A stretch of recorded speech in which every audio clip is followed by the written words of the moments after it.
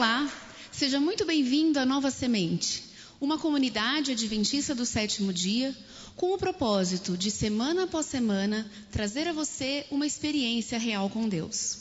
Hoje é o segundo encontro da série A Caixa Preta de Darwin, na qual nós temos refletido sobre ciência e religião. Será que elas são mesmo irreconciliáveis? Quem aceita o criacionismo precisa rejeitar a ciência? Essas são algumas das perguntas que serão analisadas durante essa série. O tema de hoje é a ratoeira e a máquina molecular. E se você quer estudar um pouco mais a Bíblia, não deixe de participar do programa Começos, que acontece durante a semana aqui na Nova Semente. Verifique no nosso site os dias e os horários. Lembrando que o nosso endereço é www.novasemente.org. Lá também você pode encontrar os DVDs das demais séries que já foram apresentadas no link Loja Sementes. No dia 30 de agosto, acontecerá aqui no Espaço Nova Semente um workshop do grupo Take Six. À saída, você poderá adquirir o seu ingresso. Pedimos a você que agora desligue o seu celular ou o coloque no modo silencioso.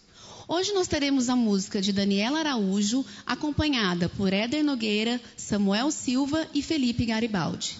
Tenham todos uma excelente programação.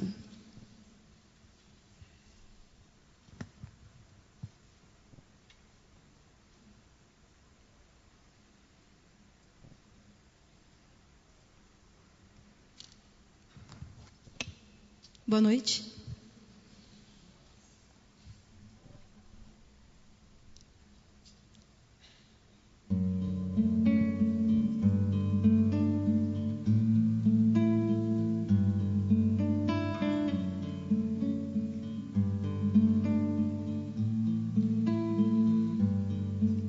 Não quero me enganar, pensar que estás perto quando longe estou. Não quero me iludir, Senhor, de mim mesmo venha me salvar. Eu saio agora do controle para que possas comandar. Aceita-me, meu Senhor, vem me transformar.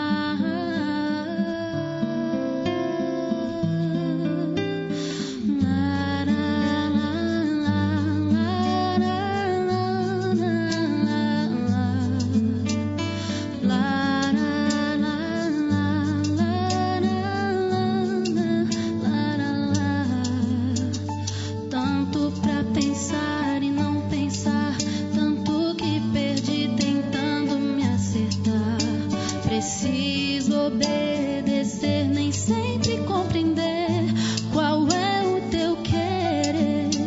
Pedir o que fazer, o que dizer, o que escolher. Deixar teu amor me consolar e descansar.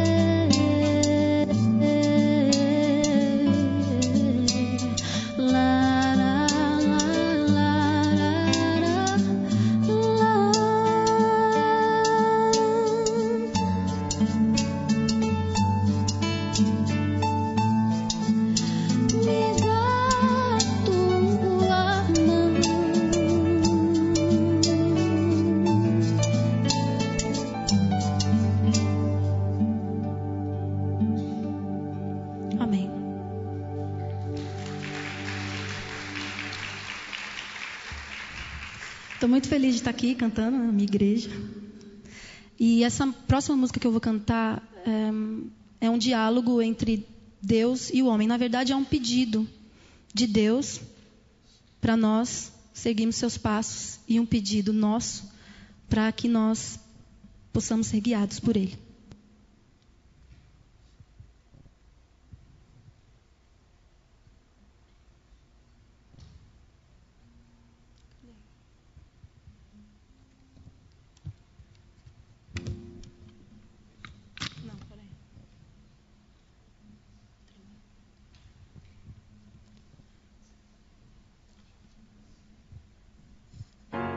La la la, la la la, la la la,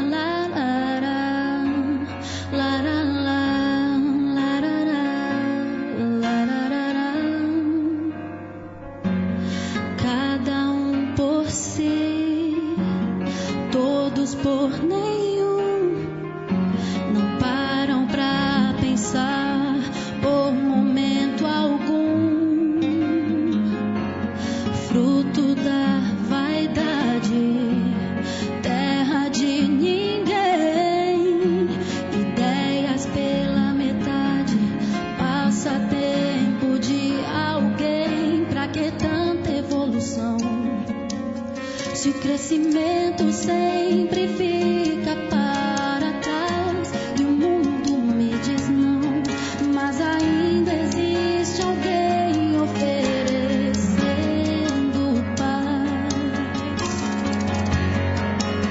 E esse alguém sou eu. Não me diga Deus, eu sei bem aqui dentro que você não me esqueceu. Então abra os seus olhos e olha para mim.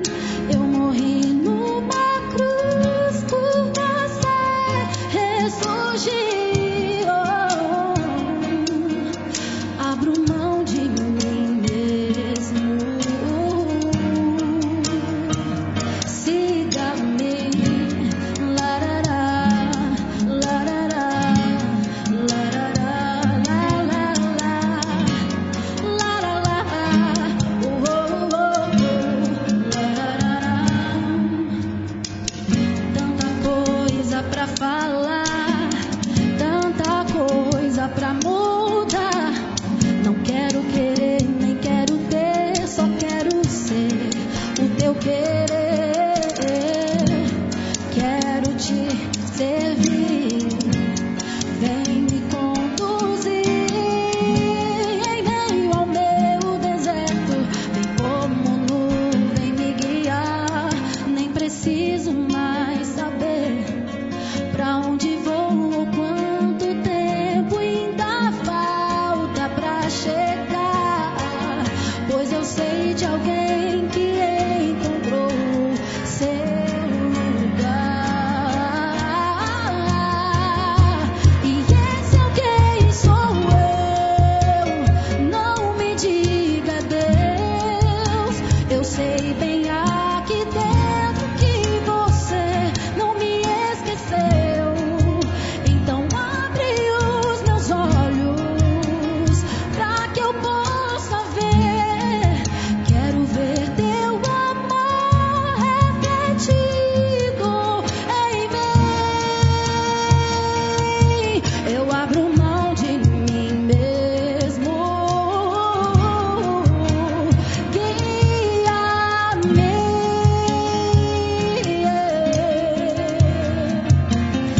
Oh, guia-me. E esse alguém sou eu. Não me diga Deus, eu sei bem aqui dentro que o Senhor não me esqueceu.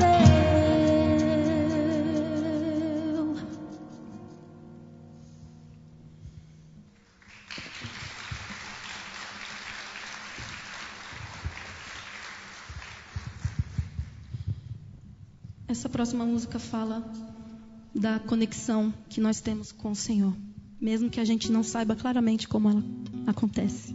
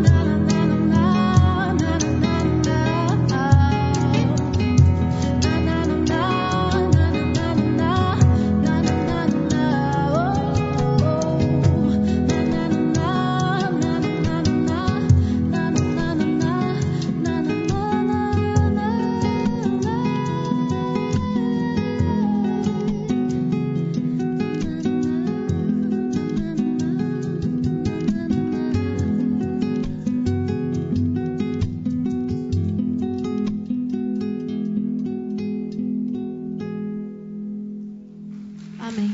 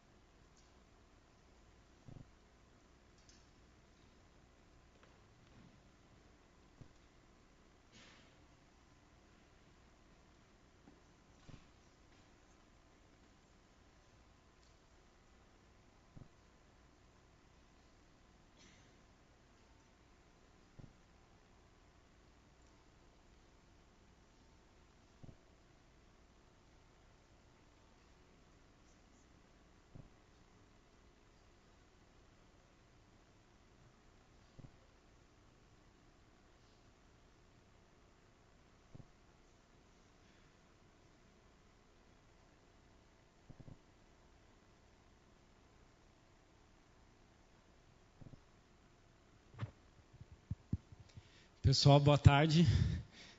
Nem vou ficar sentado aqui. Eu estou muito feliz hoje à tarde, sabe por quê? Eu descobri um negócio sensacional que mudou minha vida. Acho que vocês nunca ouviram falar. É um treco que chama abiogênese. Depois que eu ouvi falar desse negócio, minha vida é outra. Eu sou uma pessoa feliz, não fico cheio de minhoca na cabeça. Quando eu descobri que a gente veio do nada e vai para lugar nenhum, que depois da minha vida o que tem para mim é o pó da terra. Gente, vocês não sabem a alegria que eu sinto na minha vida. Agora eu posso fazer o que eu quiser. E quem quiser saber o que é essa tal de abiogênese, depois da programação, é só conversar comigo. Eu vou ter todo o tempo do mundo para explicar direitinho para vocês o que é isso. Muito obrigado.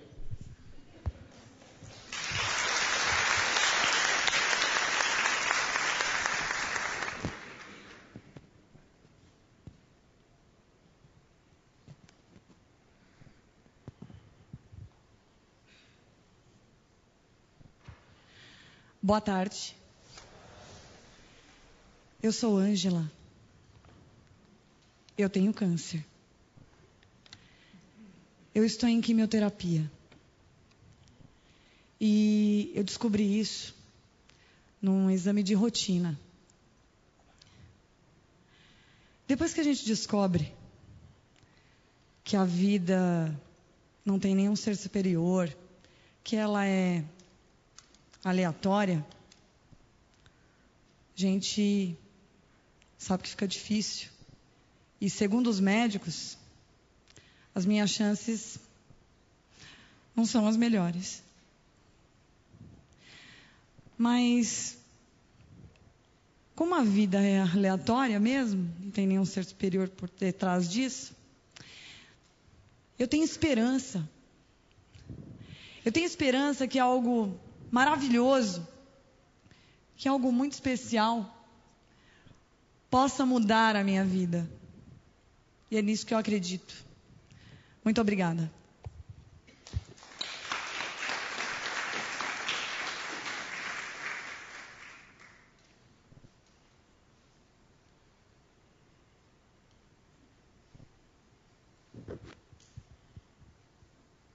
Alô, teste. Meu nome é Nelson e eu sou alcoólatra. Eu comecei quando eu tinha uns 14 anos. Eu não tinha esperança, eu nunca tive motivo para parar. Todo mundo desistiu de mim. Eu sei que eu magoei muita gente. Mas tudo mudou há uns 2 meses atrás, quando um amigo me convidou para conhecer a teoria da vida, da origem da vida.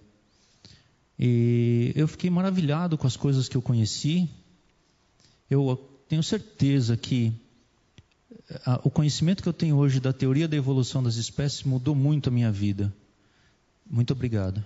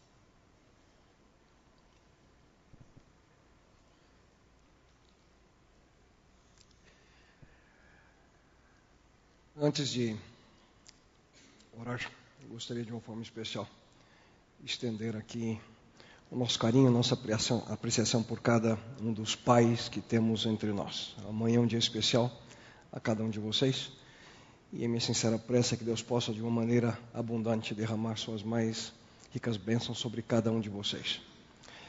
Vamos orar. Pai querido, nesse momento em que paramos para pensar um pouco mais, Senhor, em aspectos que a nós como seres humanos são complexos, profundos, para muitos de nós, quem sabe, desconhecidos. Suplico a Ti que, em Tua misericórdia, possamos, Senhor, compreender um pouco mais, aceitar Teu poder.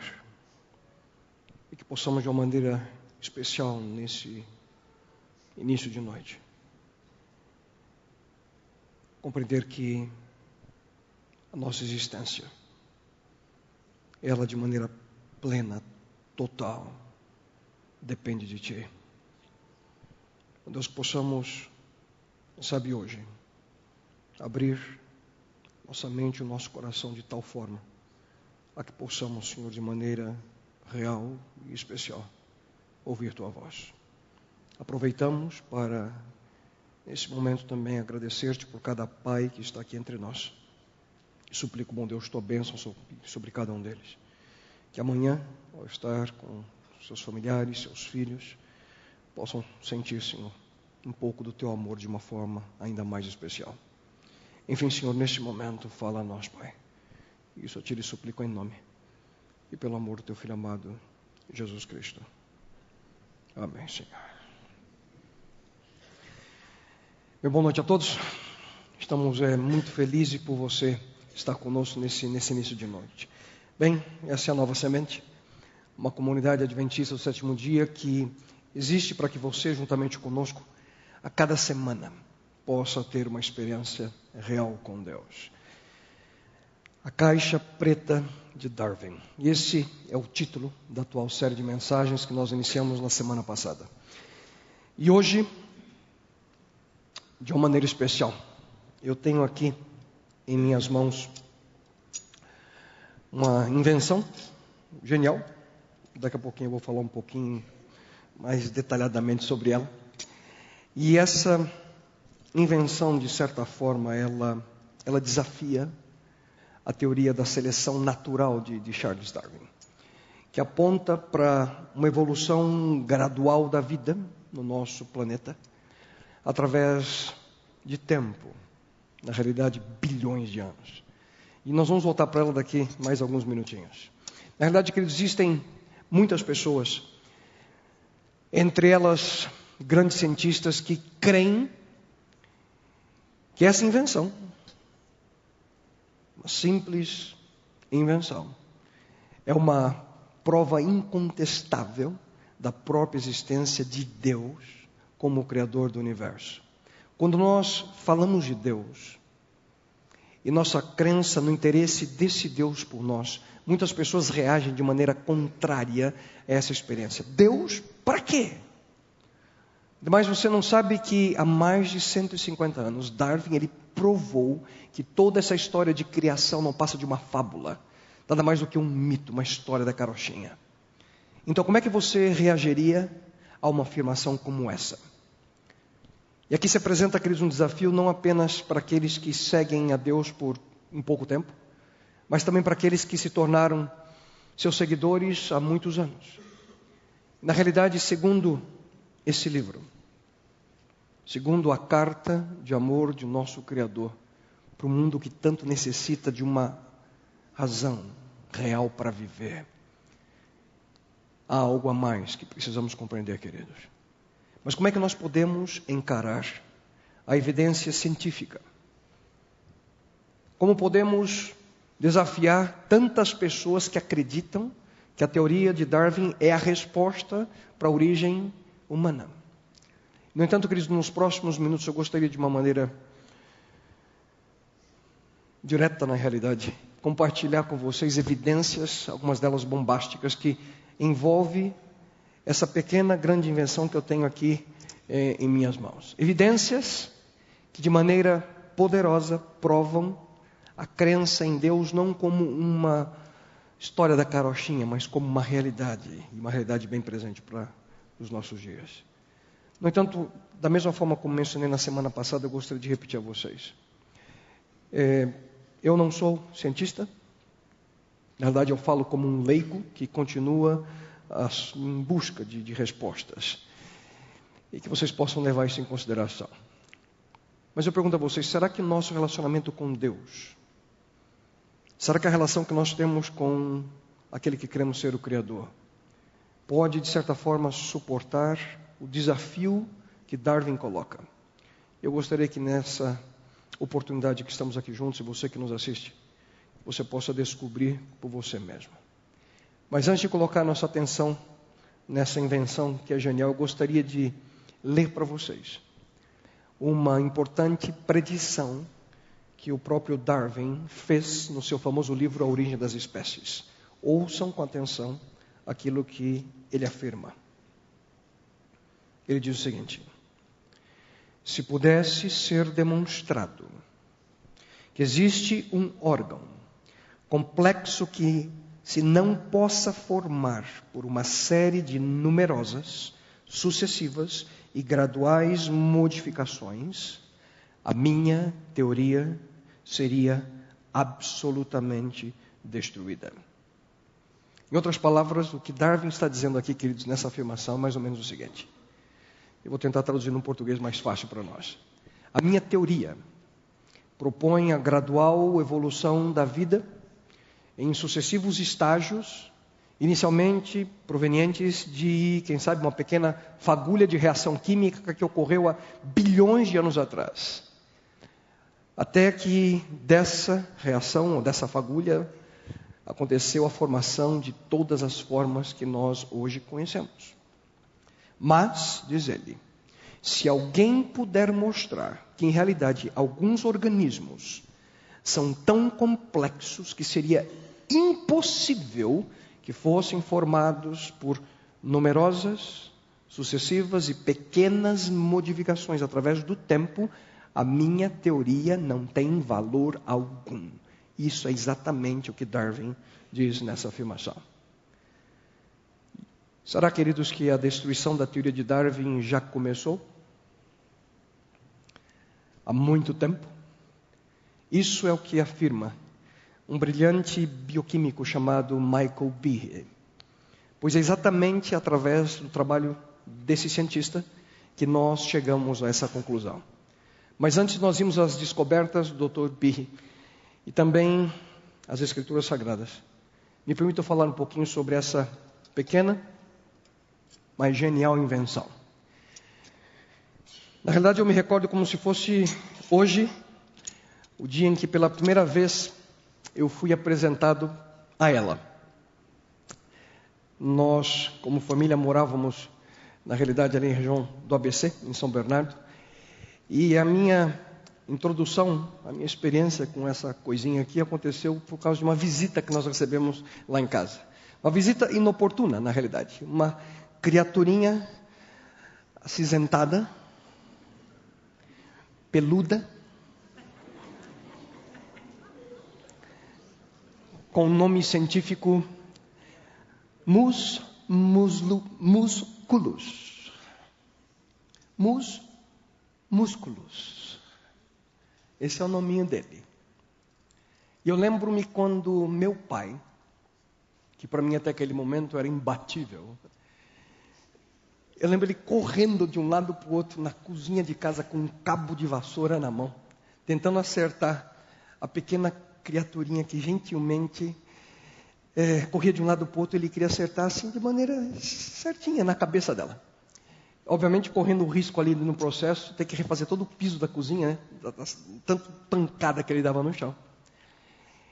E sem falar na pobre vassoura, né? Que depois daquele momento não mais serviu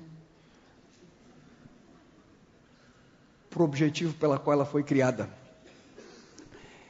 Somente, queridos, na realidade, a genial invenção, essa aqui, pode conter a fúria do músculos, que na realidade estava ali de maneira destemida, rondando as premissas da indefesa família Gonçalves. E a invenção funcionou de maneira fantástica, porque quando você a prepara de maneira correta, ela realmente funciona. Só que agora, voltando um pouquinho à linha de raciocínio de Michael Behe, no monumental trabalho que ele escreveu intitulado A Caixa Preta de Darwin, Darwin's Black Box, e na realidade é essa a razão pela qual nós temos o título dessa série. Eu gostaria de aproveitar esse momento para explicar o porquê da ratoeira para vocês. Por sinal, exatamente, eu acabei de mencionar, nós emprestamos o título do livro de Michael Behe para a nossa série, A Caixa Preta de Darwin. A ratoeira, eu tenho uma aqui em minhas mãos, vocês já viram, ela possui algumas partes. Eu gostaria que vocês olhassem bem, quem sabe, ao telão, e eu vou tentar mostrar para vocês aqui. Percebam que uma ratoeira ela é constituída basicamente de 5 partes. Apenas 5 partes. A plataforma, a parte que segura as outras 4 partes. Ela pode ser de madeira ou de alumínio, como essa aqui. Temos aqui o martelo, que gentilmente, com a ajuda da mola, faz um carinho no pescocinho dos músculos. Então temos aqui a base, o martelo, a mola. Temos aqui esse pedacinho, que é basicamente uma barra de retenção. E a trava, que é o disparador onde fica gentilmente o queijinho ali para atrair o ratinho. Basicamente, isso é uma ratoeira, apenas 5 partes.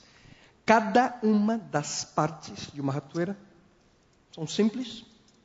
E você não precisa ser um cientista termonuclear para você entender como é que ela funciona. Só que a ratoeira, queridos, ela é absolutamente mortal. Porque ela foi desenhada para ser assim.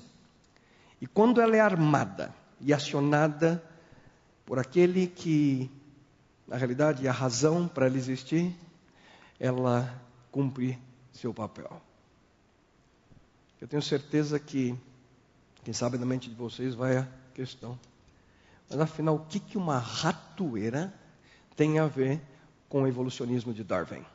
Dr. Behe, ele explica dizendo que uma ratoeira, uma simples ratoeira como essa aqui que eu tenho em minhas mãos, é uma excelente ilustração daquilo que ele chama como complexidade irredutível. O que isso significa? E ele mesmo, Dr. Behe, ele explica. Ouçam. Ele define complexidade irredutível dessa forma. Um sistema único que é composto de várias partes que interagem e contribuem para a função básica, e onde a remoção de qualquer uma das partes faz com que o sistema efetivamente pare de funcionar. E essa última parte é fundamental entendermos. Onde a remoção de qualquer uma das partes faz com que o sistema efetivamente pare de funcionar. Como em uma ratoeira. Qual é a função para a qual a ratoeira foi planejada, foi criada? Qual é? Simples, capturar os músculos, né? O ratinho. Claro, simples. A função da ratoeira é imobilizar um rato, de modo que ele não possa mais realizar aquilo que ele faz, que é desagradável para nós, né? Como roer coisas na cozinha, como deixar pequenos lembretes ali pelos cantos da casa. Essa é a função dele e essa é a função de parar a função do rato. Mas vamos supor que, enquanto você está lendo um livro lá no seu quarto, você ouve um barulho na cozinha, você se levanta, vai na ponta dos pés, vai até uma gaveta e pega a sua ratoeira. Mas infelizmente, devido a um defeito de fabricação, a sua ratoeira não está completa. Falta uma das 5 partes. Eu te pergunto, que parte poderia estar faltando, mas que mesmo assim faria com que a sua ratoeira pudesse cumprir o propósito pela qual ela foi inventada?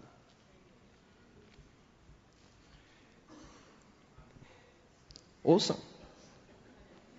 Se não houvesse, por exemplo, a base de madeira, a plataforma, para que ela pudesse prender as outras partes, os outros componentes dela, basicamente, se faltasse, por exemplo, o martelo, o rato poderia ali dançar a noite inteira sobre a plataforma sem ficar preso. Se não houvesse a mola, o martelo com a plataforma estariam frouxos, não estariam ligados a nada, e o ratinho ia ficar feliz o resto da vida dele. Se não houvesse a trava, se não houvesse a barra de metal, então a mola não dispararia e ela não cumpriria o propósito pela qual foi criada. Em outras palavras, queridos, a ratoeira, se ela perde apenas uma de suas partes, ela se torna completamente inútil.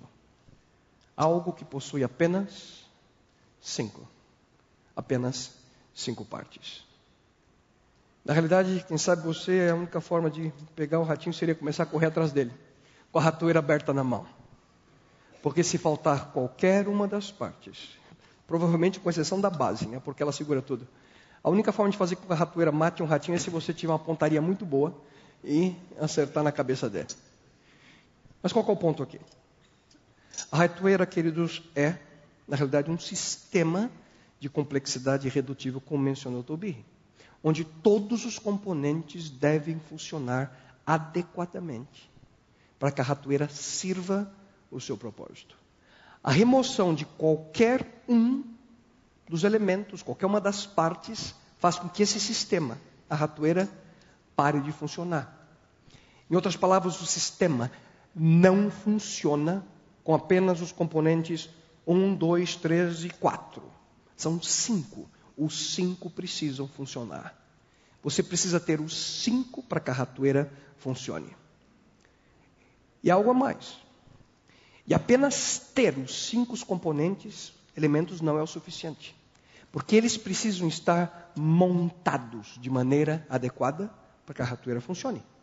A fim de nós compreendermos bem a conclusão daquilo que é um sistema que possa ser, em sua complexidade, irredutível, e por conseguinte, ele não possui ou não tem precursores funcionais, nós precisamos fazer uma distinção entre 2 aspectos que eu explico nesse momento. Sobre aquilo que é um precursor físico e um precursor conceitual. Em outras palavras, aquilo que vem antes, que é material, ou aquilo que vem antes, mas que é apenas um conceito. E aqui vai mais uma vez a ilustração e o raciocínio do Dr. B, para que nós possamos compreender. Isso nos ajuda. A ratoeira que eu acabei de descrever a vocês, não é o único sistema que pode mobilizar um rato. Em outras palavras, nós podemos usar outros sistemas de eliminação de ratos. Em teoria, pelo menos, nós podemos, por exemplo, usar uma caixa inclinada com um pauzinho ali, você põe um queijinho e fica esperando, né? Para ver se você consegue pegar o rato dessa forma. Você puxa, cai, você pode, quem sabe, conseguir pegá-lo. Ou simplesmente você vai e compra uma espingarda de chumbinho, e você tenta acertar o ratinho.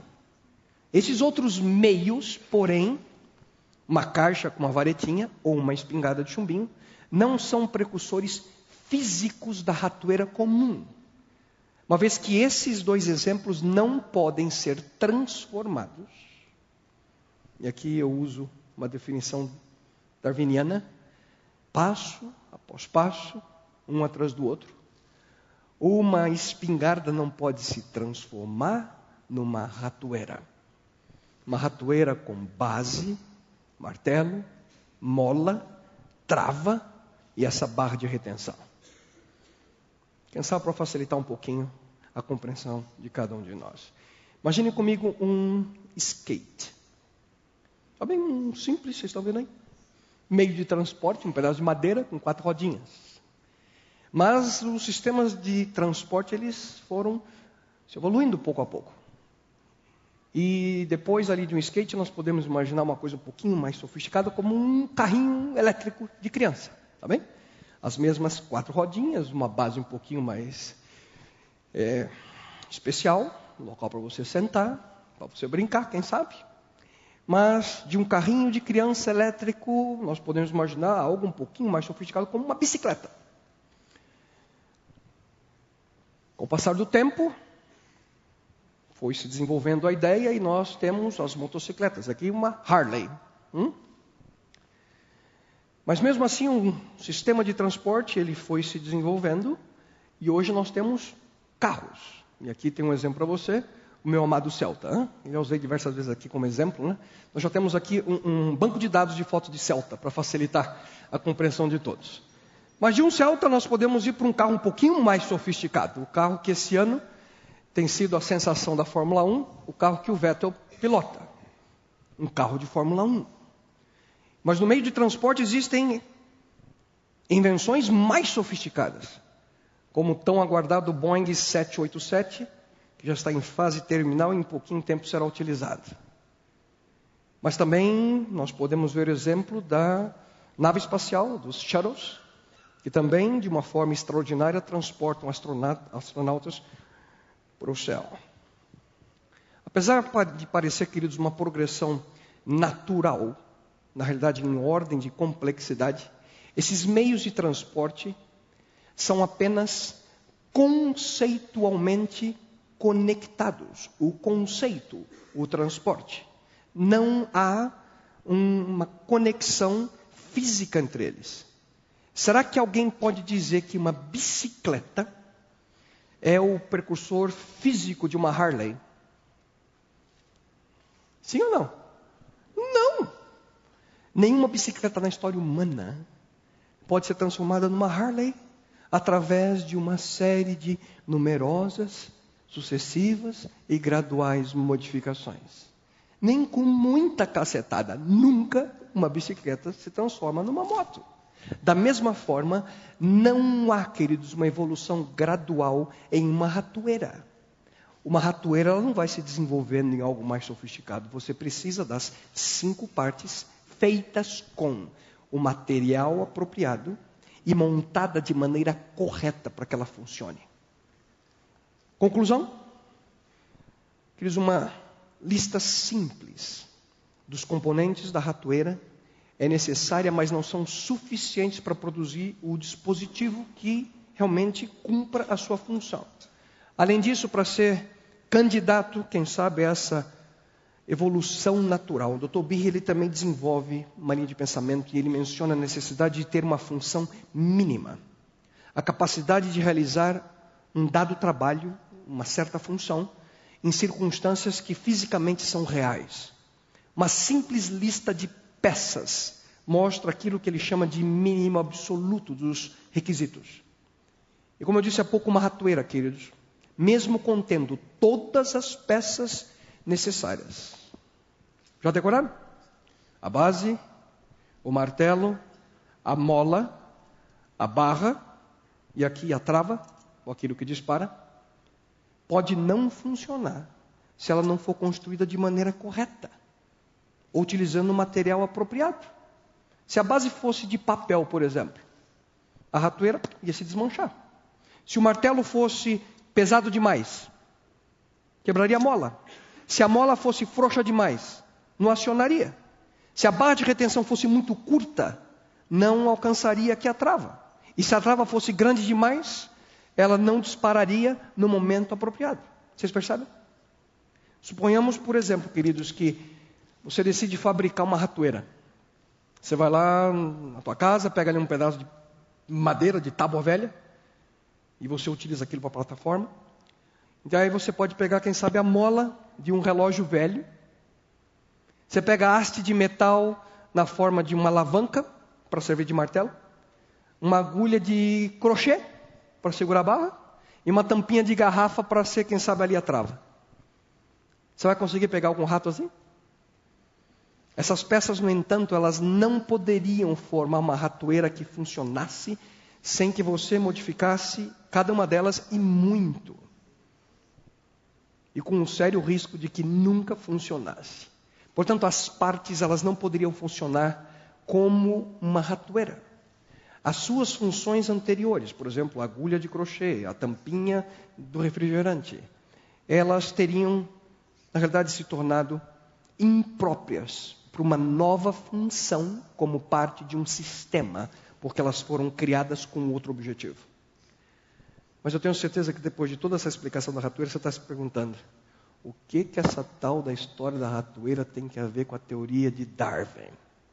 A teoria que afirma que a vida evoluiu de maneira gradual através de bilhões de anos pela seleção natural, aumentando assim a complexidade dos organismos, porque é isso que Darwin afirma.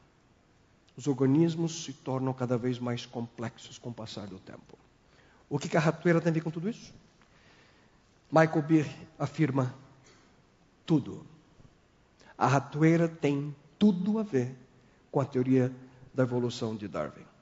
E me permitam, queridos, mais uma vez, ler a declaração de Darwin, que li minutos atrás. Se pudesse ser demonstrado que existe um órgão complexo que não se possa formar por uma série de numerosas, sucessivas e graduais modificações, a minha teoria seria absolutamente destruída.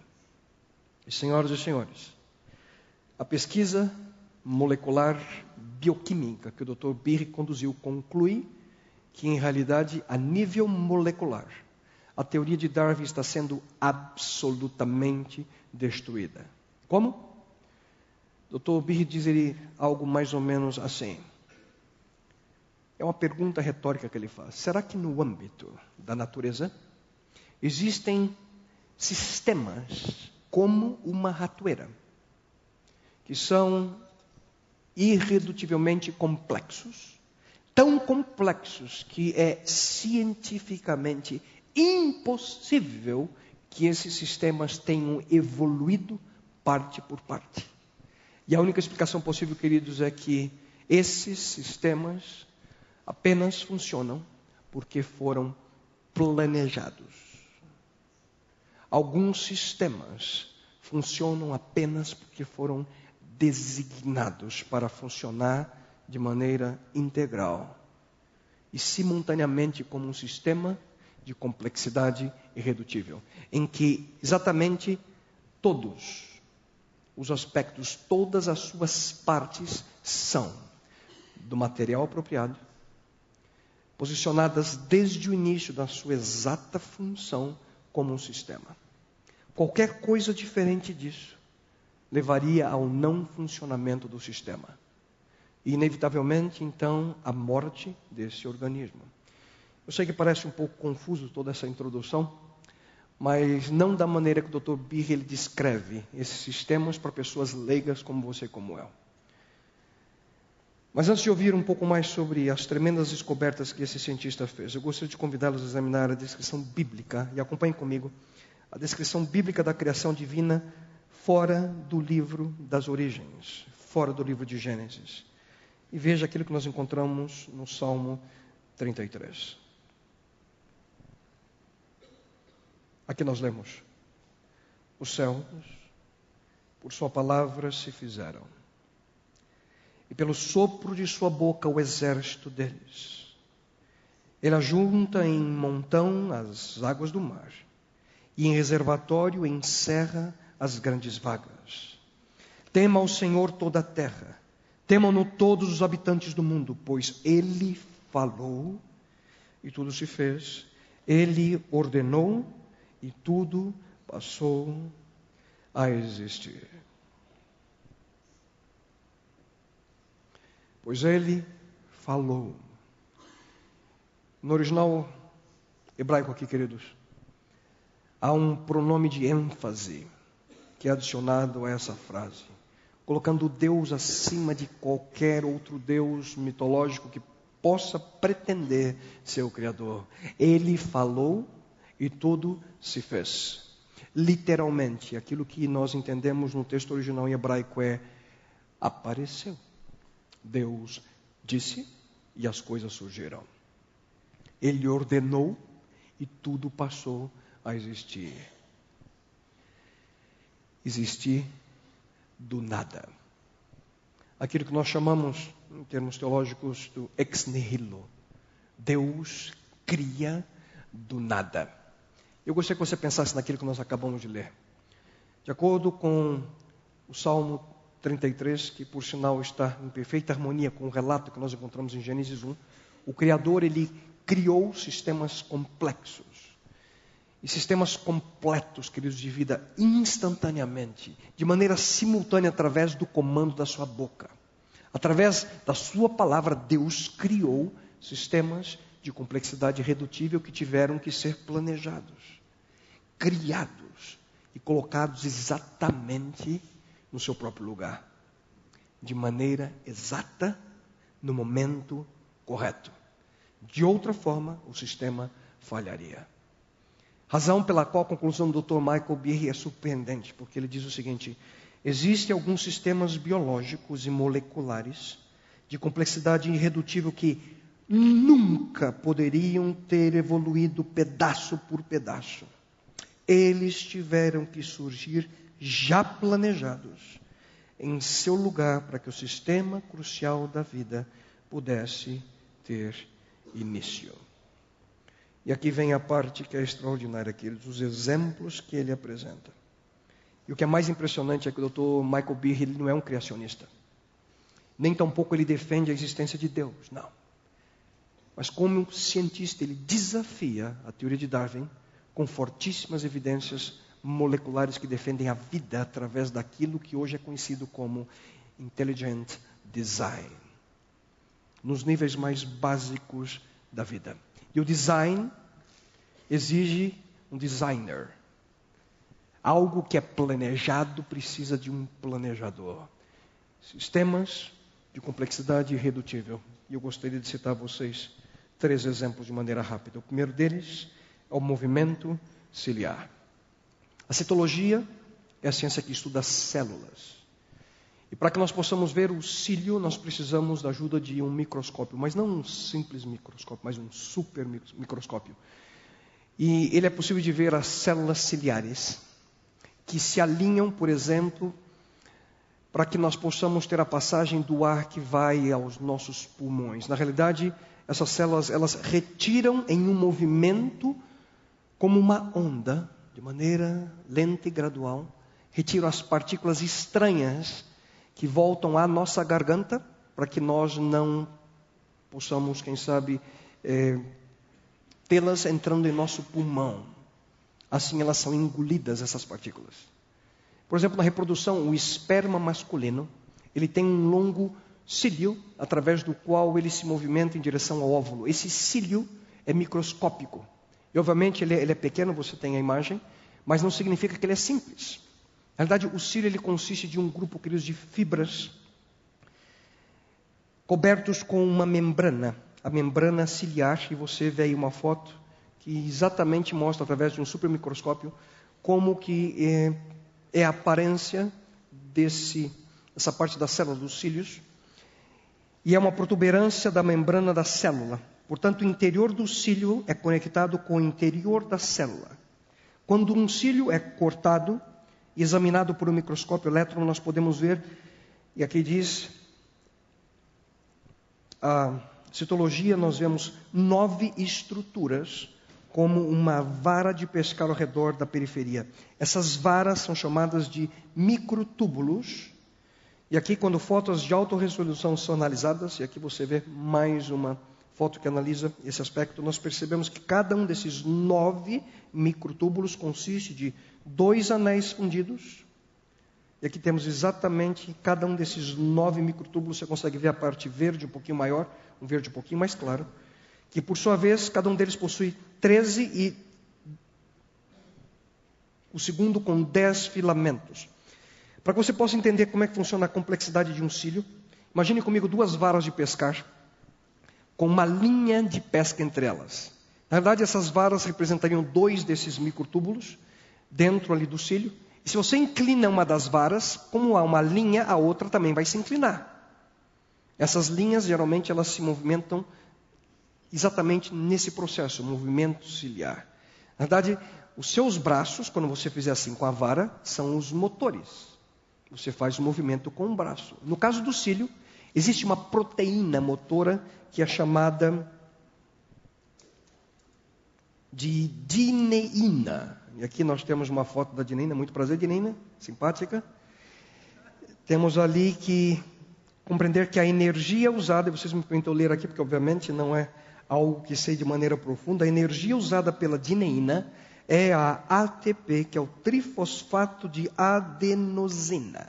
E aí também vai o simpático trifosfato. Quando a ATP, ela ativa a dineína, entendam bem, queridos, um dos microtúbulos começa a deslizar, um deles. Começa a deslizar ao lado do outro.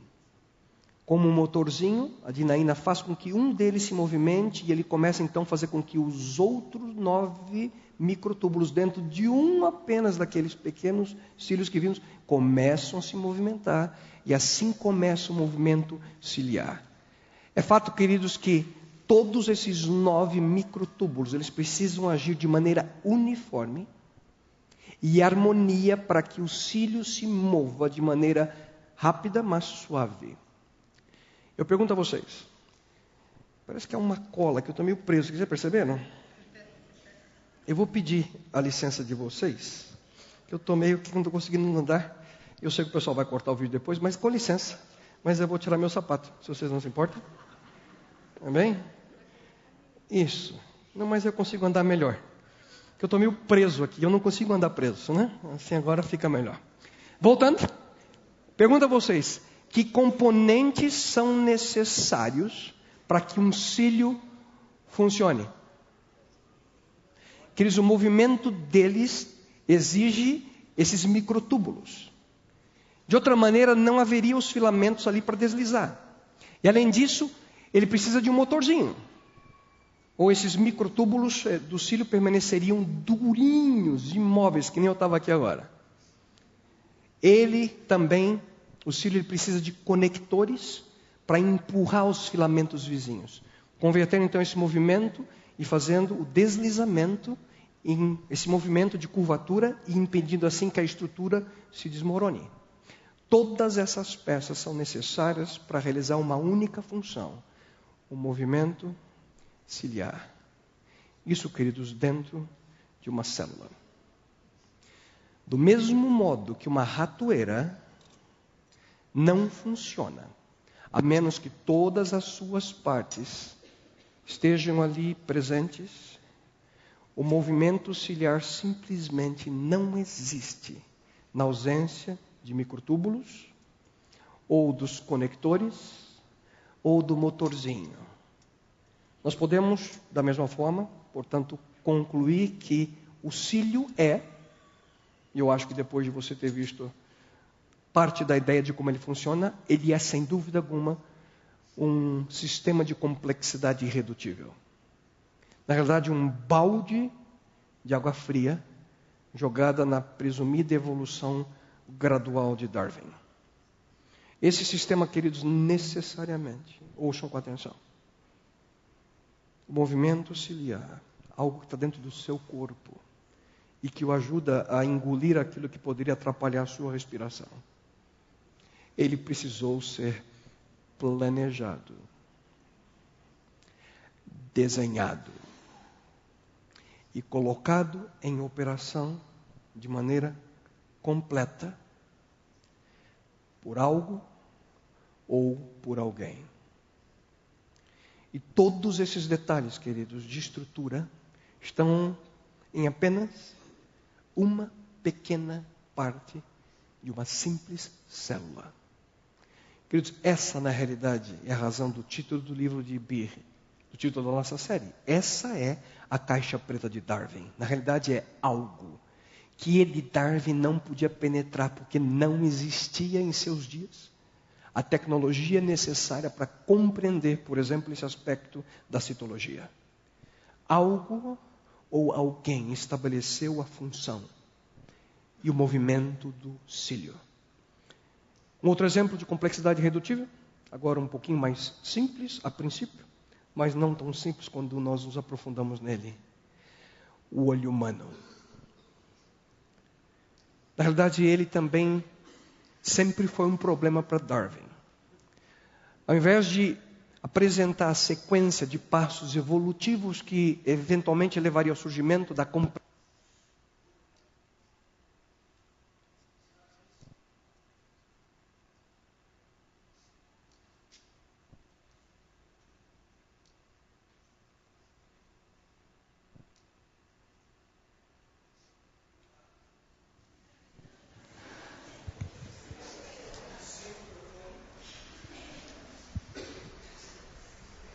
sistemas de complexidade irredutível.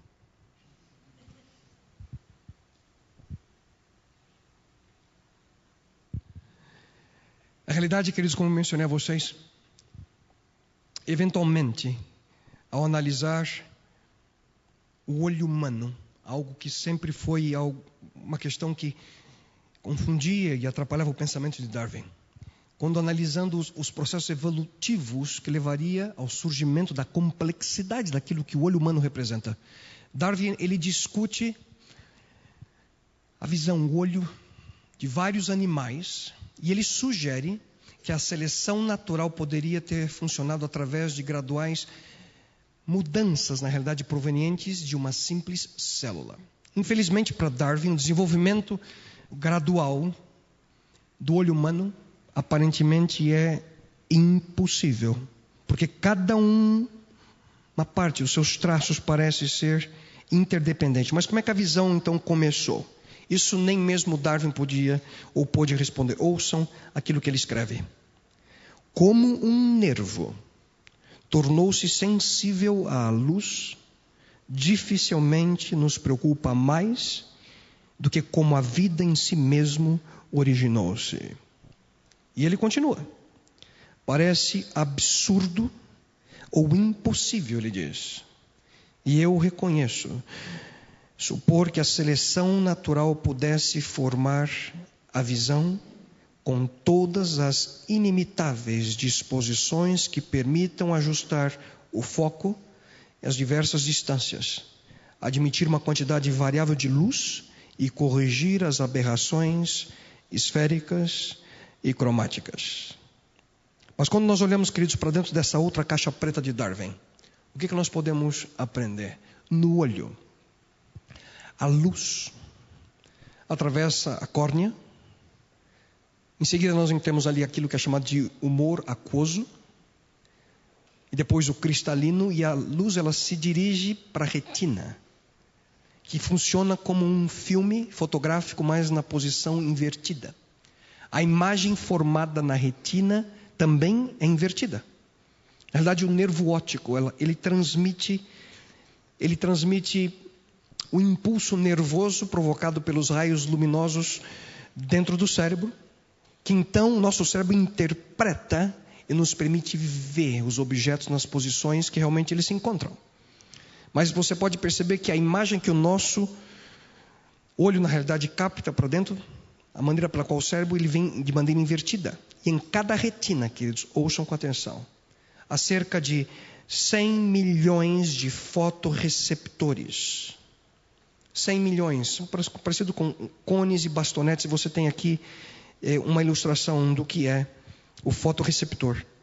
mais de 100 milhões em cada retina, que libertam moléculas neurotransmissoras a uma taxa que é máxima na escuridão e diminui de um modo proporcional com o aumento da luz. E esse sinal, ele é transmitido depois da cadeia de células bipolares e células ganglionares. Mas como é que esse sinal é objetivo? Ele é obtido, queridos, através da rodopsina, e aqui você vê a foto da simpática rodopsina, que é uma proteína que se encontra nos bastonetes encontrados no epitélio pigmentar da retina dos olhos. E esse é o processo bioquímico que transforma luz em visão. Isso é algo tão complexo que dificilmente pessoas leigas como eu e você, se eu não leio, não entendo nada, nós podemos captar ou entender. O nosso cérebro reúne em uma só imagem os impulsos nervosos provenientes dos dois olhos. A capacidade do aparelho visual humano para perceber os relevos, por exemplo, deve-se ao fato deles serem diferentes, na realidade, das imagens que cada olho envia ao cérebro. E a explicação evolucionária, queridos, não é suficiente para explicar a estrutura anatômica do olho humano. Assim como Darwin tentou fazer no século XIX. O olho humano, queridos, portanto, também é uma complexidade irredutível, que foi desenhada e foi colocada em funcionamento de tal maneira por algo ou por alguém. E finalmente, para concluirmos, um outro exemplo de complexidade irredutível é o processo de coagulação do sangue. Quando você sofre um corte, o sangramento ele continua apenas por um curto espaço de tempo. Já percebeu? De repente para de sangrar. Até que forma-se ali um coágulo para interromper o fluxo do sangue. E esse coágulo ele endurece e o corte sara. A formação do coágulo de sangue parece algo tão simples e banal que a maioria de nós nem sequer pensa nisso. Corta, para de sangrar, que beleza. Só que a investigação, queridos, bioquímica, quando analisamos o processo, demonstra que a coagulação do sangue é extremamente complexa. É um sistema, queridos, de entrelaçamento extremamente intricado. Constituído, queridos, de dezenas de partes interdependentes e proteínas. Se apenas entre a grande quantidade desses componentes, se apenas um desses componentes estiver ausente, se apenas um desses componentes apresentar defeito, o sistema de coagulação simplesmente para de funcionar. O sangue não coagula no momento ou no lugar adequado. Em um indivíduo normal, a coagulação do sangue ela é iniciada dentro de 20 segundos após a lesão ocorrer ali ao vaso sanguíneo. Imediatamente um tampão plaquetário ele começa a se localizar ali na lesão. E essa é chamada de hemostasia primária. A hemostasia secundária acontece quando os componentes do plasma, chamados fatores de coagulação, respondem a uma completa cascata de reações. Aqui você tem uma ilustração que eu busquei essa semana. E esse é todo o sistema para a coagulação do sangue. Já pensou? Se cada um desses elementos parar de funcionar ou estiver ausente, o sangue não coagula. Na realidade, queridos, tudo isso é para formar fios de fibrina que fortalecem um tampão plaquetário. Ao contrário da crença comum, a coagulação, a partir do corte na pele, não é iniciada pelo ar ou através da secagem da área. Não. Na verdade, ela ocorre através dessas plaquetas que aderem, e aqui você tem exatamente uma ilustração de como as plaquetas começam a aderir-se umas às outras, que são ativadas pelo colágeno do endotélio do vaso sanguíneo que fica exposto quando cortado esse vaso. E essas plaquetas ativadas, elas então liberam o conteúdo dos seus grânulos, que contém uma grande variedade de substâncias que estimulam uma ativação que é ainda maior em outras plaquetas e melhoram então esse processo hemostático. Bom, se você entendeu tudo que eu li, muito provavelmente Provavelmente você é especialista em sangue. Eu só trouxe essa informação para que você pudesse, ao menos, ouvir um pouquinho sobre a complexidade desse sistema, que para nós é tão simples, mas que é absolutamente extraordinário. Queridos, essa é apenas uma descrição, na verdade, uma parte apenas da descrição do sistema. Porque após o sangue parar, nós temos, por exemplo, um outro sistema que é a cura. O crescimento de novas células também é um sistema extremamente complexo e é totalmente controlado. Mas afinal, pergunto a vocês: quais são as conclusões associadas com as descobertas que o Dr. Michael Behe apresenta? Resumindo em poucas palavras, queridos, a conclusão óbvia é que todo o sistema bioquímico foi desenhado intencionalmente por algo ou por alguém para funcionar dessa forma. Eles não surgiram por leis da natureza, eles não surgiram por acaso, por um acidente. Pelo contrário, eles foram planejados. Queridos, há um designer que sabia exatamente como esses sistemas funcionariam após serem concluídos. E a vida no nosso planeta, quando ela é vista através de supermicroscópios como os que vimos hoje, no nível mais fundamental, é exatamente assim que a vida funciona. E diante, queridos, da enorme complexidade, extraordinário isso, que a moderna bioquímica descobriu na célula, a comunidade científica ela está paralisada, digo a vocês hoje, porque ninguém em Harvard, ninguém na USP, nenhum membro da Academia Nacional de qualquer ciência, nenhum vencedor de prêmio Nobel pode descrever em detalhes como o cílio, como a visão, ou como o sistema de coagulação do sangue, ou qualquer outro sistema complexo, como que o processo bioquímico pode ter evoluído pela explicação que Darwin dá. Só que todos eles existem. Plantas e animais existem. Os sistemas complexos, queridos, são uma realidade. Mas se eles não vieram a existir pelo processo evolutivo, como é que chegaram aqui? Um designer inteligente desenhou de maneira completa, repleta de códigos, de DNA. E ele colocou a célula com todos os seus sistemas para vidas futuras, no início da jornada da vida.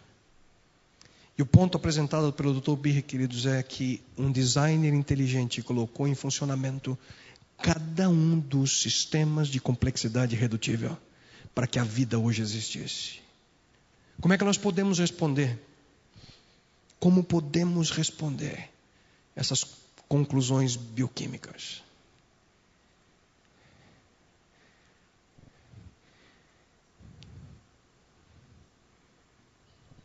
Quem sabe com a afirmação pelas palavras iniciais da Bíblia. Quando lemos, no princípio criou Deus os céus e a terra. Como é mesmo o texto que nós lemos no início? Os céus por sua palavra se fizeram, e pelo sopro de sua boca, o exército deles.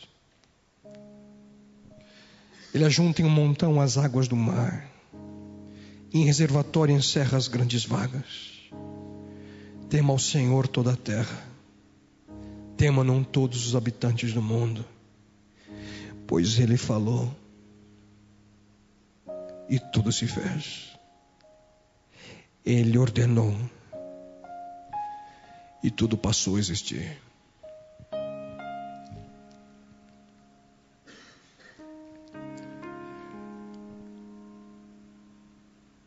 Você se surpreenderia em ver que a Bíblia predisse descobertas como essas de Birri há 2000 anos atrás? Como mais nós podemos explicar que as palavras de uma brilhante mente, como a do erudito, o pensador, extraordinário homem chamado Paulo, no livro de Romanos? E ele diz assim: porque as suas coisas invisíveis, desde a criação do mundo, tanto o seu eterno poder como a sua divindade, se entendem claramente, se veem pelas coisas que estão criadas, para que eles fiquem inexcusáveis. Simples. Aqui Paulo declara que tanto o Dr. Birri quanto você, quanto eu, nós temos toda a evidência necessária para concluir que existe, queridos, design inteligente na criação. E se existe um design inteligente, há necessidade de existir o designer. O designer inteligente, chamado o Criador. Interessante que Paulo ele também declara que quando nós revisamos essas evidências, nós não temos mais desculpas por não aceitar a origem da vida através de um Criador. O designer inteligente que usa a ciência de maneira não intencional e a ciência de uma forma inadvertida, cada vez mais traz luz sobre a verdade fundamental desse livro.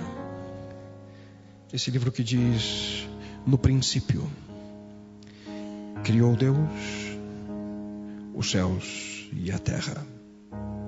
E se Deus pode desenhar a infinita complexidade dos sistemas moleculares dentro de você mesmo, como pode Ele também deixar de se preocupar com os detalhes da vida que está ao seu redor, né? E talvez nesse momento alguns de vocês sintam que a sua vida está tão confusa que parece uma complexidade irredutível, tão complicada, tão caótica, que você pode, quem sabe, não compreender planejamento nenhum de um design. Quem sabe você nesse momento só sente dor, sofrimento, solidão, insegurança diante de tanto problema que você tem, fracassos na sua vida. E você pode estar pensando: será que há alguém em algum lugar que controla tudo isso? Queridos, nesse momento eu quero dizer a você, sem dúvida de errar, que esse alguém existe. E esse alguém ainda está em controle. Alguém que pode, através de um comando, trazer ordem e esperança, paz para a sua vida. Existe alguém que quando viu um paralítico consumido ali pela dor, pelo desespero, alguém que disse a ele: filho, os teus pecados estão perdoados. Alguém que quando viu uma mulher destituída sendo consumida pela sua doença, que aparentemente não tinha cura, disse para ela: filha, vá em paz, a tua fé te salvou. Ele disse uma palavra e transformou aquele homem. Ele disse uma palavra e mudou a vida daquela mulher por completo. Ele os criou naquele momento novamente. Vocês lembram o que eu disse no começo? Queridos, entenda isso. Deus é o único que cria do nada. Porque Ele do nada criou algo maravilhoso. O nosso universo. Porque Ele do nada criou algo maravilhoso. Você. Do nada Ele criou a cada um de nós. E quer saber mais? Ele pode fazer tudo de novo no momento que desejar. Porque para esse Deus não há limites. Para Ele, queridos, não existe o impossível. Se Ele criou tudo do nada, por que não poderia criar algo especial na sua vida? Por isso, antes de orar, eu digo a você: não desista. Acredite. Porque Ele tem um plano para você. Não desista. Acredite. Porque Ele é o Criador desse universo. Deus querido,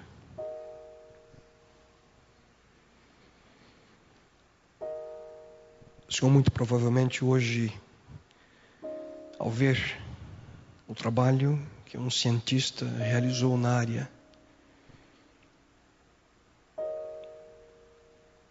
de microbiologia química,